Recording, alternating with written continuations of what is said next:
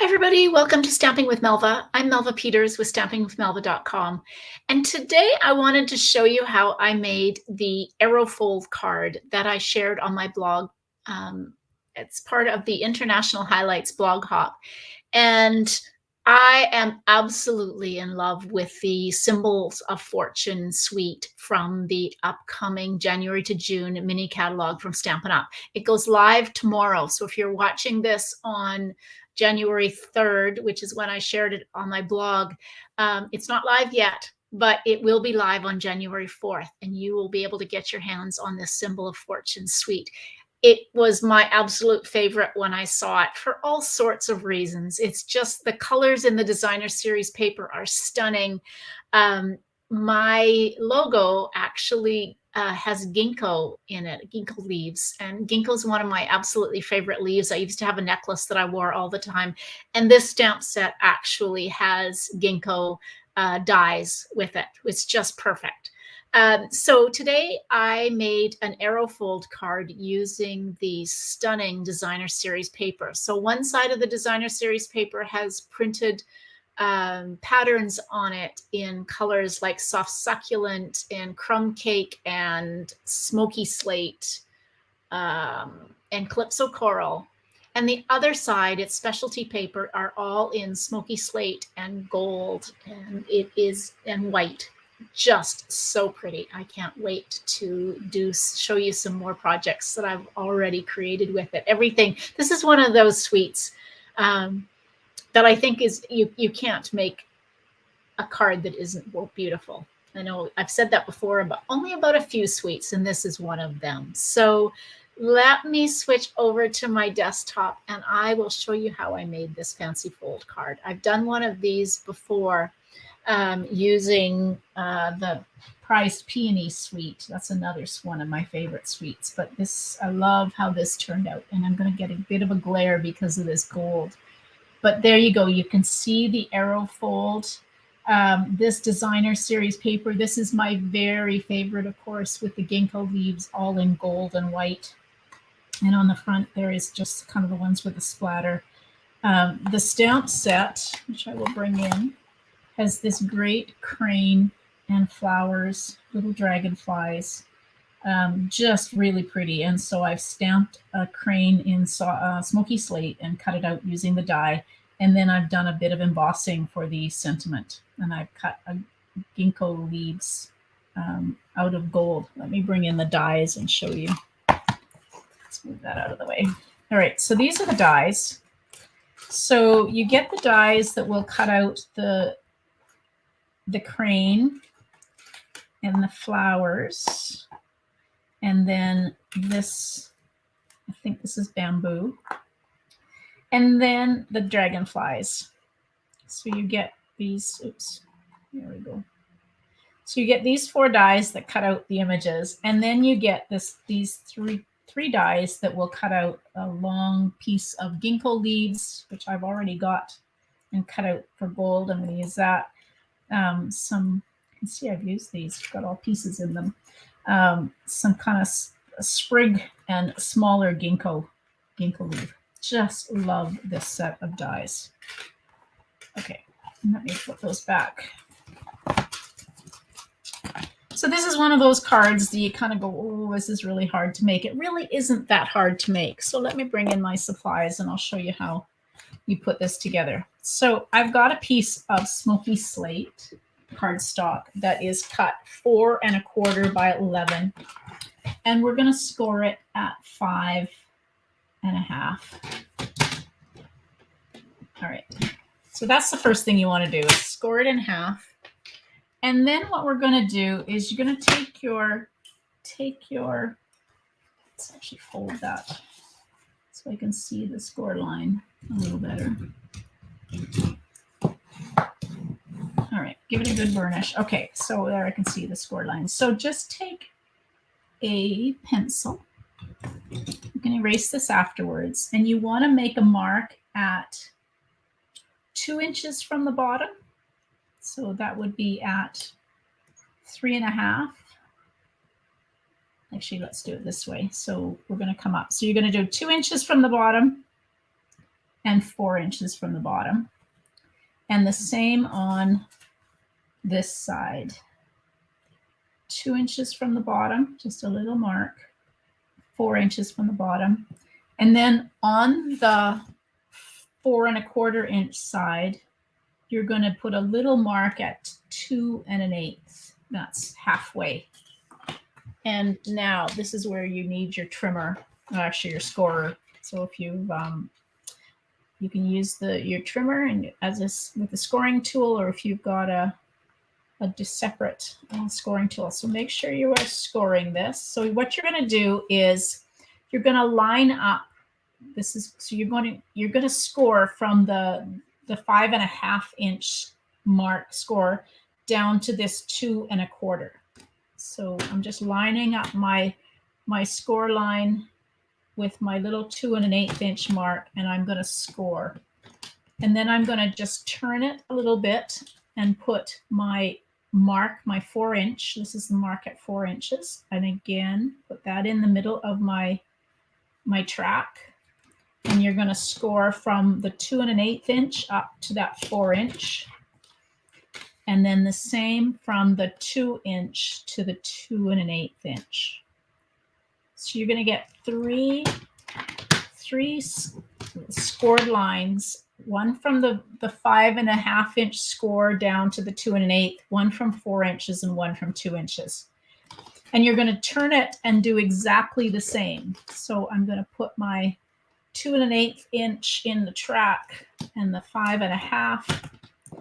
And my scoring guide fell off. Forgot about that. Okay, let's get that back in. There we go. Now we score down. And we're going to turn it just a little bit and put the 4 inch in the track and the 2 1/8, and then the 2 inch. There we go. So when I actually fold these, you're going to be able to see them. So I'm just going to take and I'm going to fold on my score lines and give them a good burnish. So that's that one. And then this one. And then this one. I'm just really folding them just to burnish them, and I'll get them pointing in the right direction in just a minute, but it just helps to be able to see them. So I'm just really folding on each of my score lines like that. Okay, so hopefully you can see that I've got 3 score lines on each side. Now, what you want to do is you want to end up with a piece. So you're going to actually start by folding that first, the one from the 5 1/2 inch down to the 2 1/8 in, and then you're going to fold the next one out. Just burnish it as you go, and the next one in. So you end up with a piece that looks like this. And you're going to repeat that on the other side. So fold that one in, then out, and then in. And give it a good burnish with your bone folder. And on the inside, this is what it looks like. Now, I usually just take either some Stampin' Seal or some glue dots and just put a little bit on to seal that closed, and that will hold it in place. You can seal it a little bit more and make it a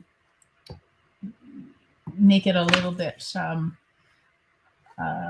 what's the word? Not pop out as much, but I don't mind it. So you could actually take and put some adhesive along here, but I'm just going to leave it like that for the moment. Okay. So now what else do I have? I have my piece of designer series paper. Now, all of the written instructions and the measurements for this card are on my blog. So if you're missing any of this as we're going through, isn't this pretty? This is the other side of the paper. It's hard to know which side to use, but it's kind of hard to cover up. This is so pretty. Okay, so we're going to do this. This is cut 4 inches by 5 1/4, and this is going to go on the inside It is a bit hard to write a sentiment on the inside of this because it would have to be awfully small. So if you were going to put a sentiment, I would actually cut a piece of basic white cardstock, 4 inches by 5 1/4, and put it on the back. Okay, now you need 2 pieces of cardstock. So I'm using gold foil and then the designer series paper. So I've got a piece of gold foil sheet that is cut 4 inches by 5 1/4. And I'm just going to take this and measure across at the 2 1/8 inch mark, which is the middle. So this is on the short side. And then I've got a piece of designer series paper that I have cut 3 3/4 by 5. And I want to mark this one in half. And so this is going to be done at 1 7/8. Actually, I'm just going to turn that over so I can see. 1 7/8 is half of that. So just put a little mark on both of those. So on this gold foil, it's at 2 1/8, and on this one, it's at 1 7/8. And then we're just going to bring our trimmer in, and you're going to cut from this, this is the gold foil, so you're going to cut from the 2 1/8 inch mark, so put that in the track, to the very top corner. And this time we're going to cut, and then the same, put this in your corner and the 2 1/8 inch mark. And this will give you your first layer, your triangle layer for the front of your card. So that's the gold. And you're going to repeat that from using this piece of designer series paper. Now this one's just a little bit smaller. So again, this was 1 7/8. And again, from the corner to the 1 7/8 inch mark. Remember, all of the written instructions and measurements are on my blog, so that if you've missed any of that, you can go back out and look at that. All right, so we're going to adhere these 2 pieces together. Isn't that pretty? This is so pretty, this with the Calypso coral. Chrysanthemums, I guess they are.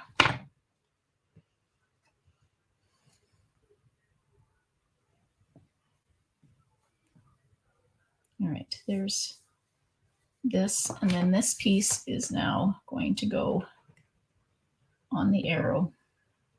You can use whatever adhesive you want to use. I just like the liquid glue because it gives me a little bit of time to get it wiggled into place. Okay, there we go. Pretty. Okay, now I have already gone ahead and cut out my ginkgo leaf, stem of leaves, and I'm just going to poke that out.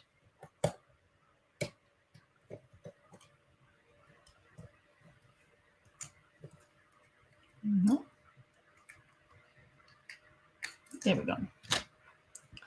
Then to poke all of these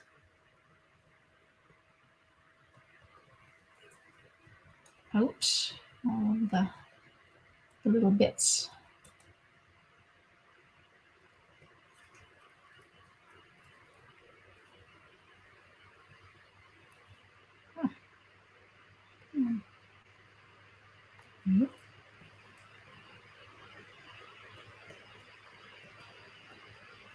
Well, this paper just wants me to go on a trip again to Japan. I've been lucky to go to Japan twice, and I really want to be doing some traveling, but sometime.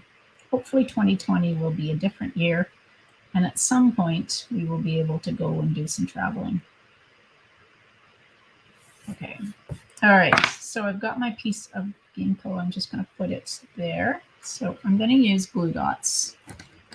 Hopefully I've got some glue dots here.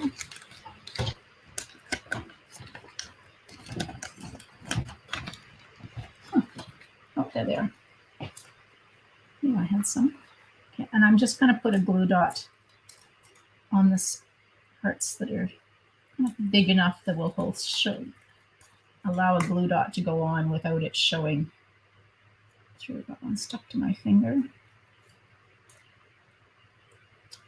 And right there. One more little bit. There we go. All right, so this is just going to go right on like that. Now, the next thing I want to do is I've got a piece of basic white cardstock. And I'm going to stamp my crane.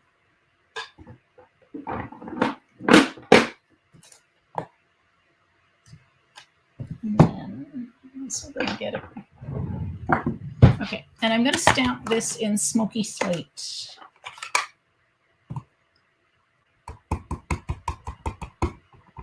I have a feeling this is going to be a little bit darker than what it was when which is okay. Yeah, I re-inked my stamp pads the other day, and so I definitely have it much darker than what it was. Okay, so that's that. And then the other thing that I want to do is stamp this sentiment that says much luck and good fortune. And I'm going to stamp this on a scrap. I thought I had a scrap. Oh, I do. Of smoky slate.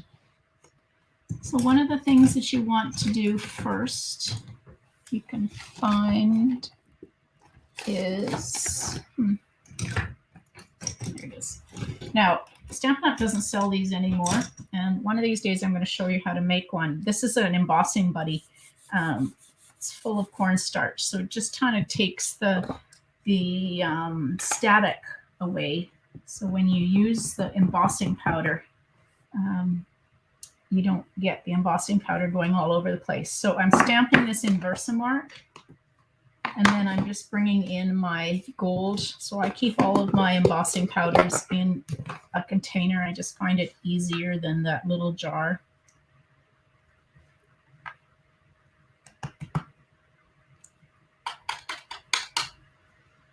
There we go. I'm going to cut that out so I'm not too worried about that bit of a shadow. Now I'm going to bring in my, hopefully,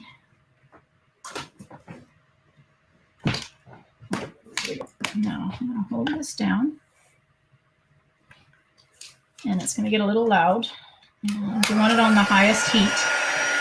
So just hold it in place until it starts to melt the embossing powder. And you'll see that by its matte finish and dull, and you will see it start to go shiny and not matte anymore. And that way you know it's going. And once it's started, you can start to move your heat tool across the entire image. It doesn't take long once it's started to heat up. There we go. Make sure you don't burn your fingers. So I find that take your pick tool works really well. Okay.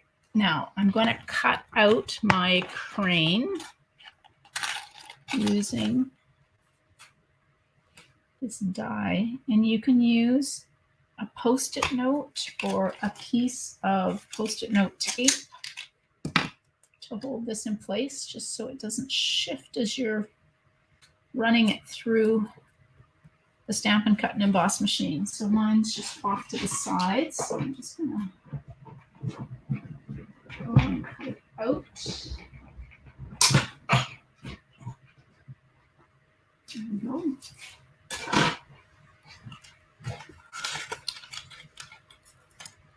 Pull that off. You can save it for later.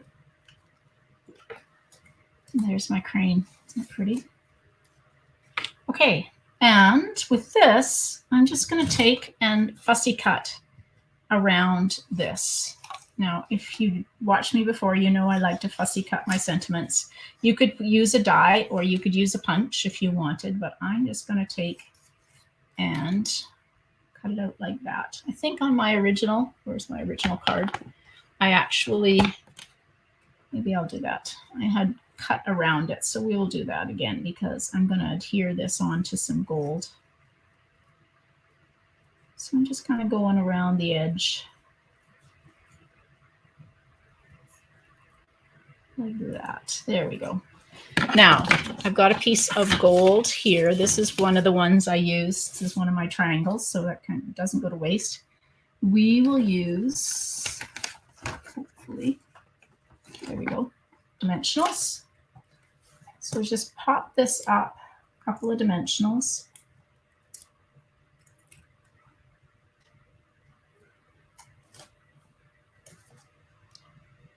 And I just want to leave about 1/8 of an inch or so around the edge. So now you've got this adhered on, you're just going to fussy cut around and leave just about 1/8 of an inch or so around the edge. You just want a kind of a peekaboo of gold foil. Like that. So I've just really got a little glimpse of gold behind my sentiment. There we go. Now I'm going to put my crane, again, dimensionals. I love to use dimensionals. And you need 2 sizes of dimensionals for this crane. You need the large ones for the body, and then you can use the mini dimensionals on the head, and then right here, kind of on the knee joint, there's room for a mini dimensional.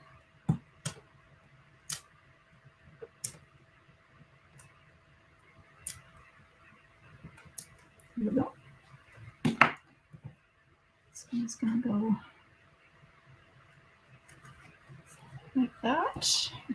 And die away. And then we're going to pop up this with more dimensionals. Good piece of gold. There we go. I'm going to put one more in the middle. There we go. I want my middle of my sentiment to sag.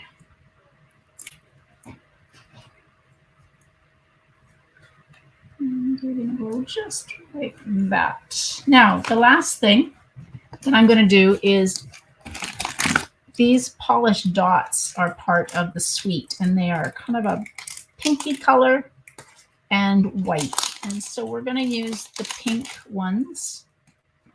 And we're going to use 2 different sizes, 2 different colors. So we're going to use the pink ones, and we're going to put one small and one large on each side.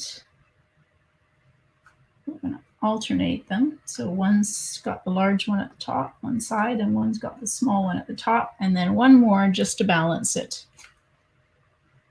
You always have to have odd numbers of embellishments. Okay, there we go. That's the Arrowfold card. Now, if you want this to lay flatter, you can actually just, as I said, take some adhesive or a glue dot and just put it, let's try this. I'm just going to take and put a little bit of Stampin' Seal there to hold that in a little flatter. There we go. Okay, so there are my 2 cards. Pretty close. Other than I've re-inked my stamp pad for the first time. I should have done that a long time ago, but you know, it's one of those jobs that you just kind of don't get at as often as you should. All right, so I hope you enjoyed that. If you do have any questions, as I said, all of the written instructions, measurements are on my blog, and the link to my blog will be under this video. If you have any questions, either leave a comment on my blog or under this video, and I'm happy to answer them and help you with the card. I'll also put a link to another card that I did using the Prize Peony suite. So an Arrowfold card using that suite. So you can take a look at that one. I did it a little bit differently with the designer series paper and using the small triangles that I have cut off on that one. So just a little bit of a different look on the inside so that there's some space to write a sentiment or write a note if you wanted to do that. So hope you enjoyed that. Don't forget to subscribe to my YouTube channel if you haven't already. That way you'll get notified when I post cards or post projects going forward. Hope you have a great day, and we'll talk to you next time. Thanks, everybody. Happy stamping.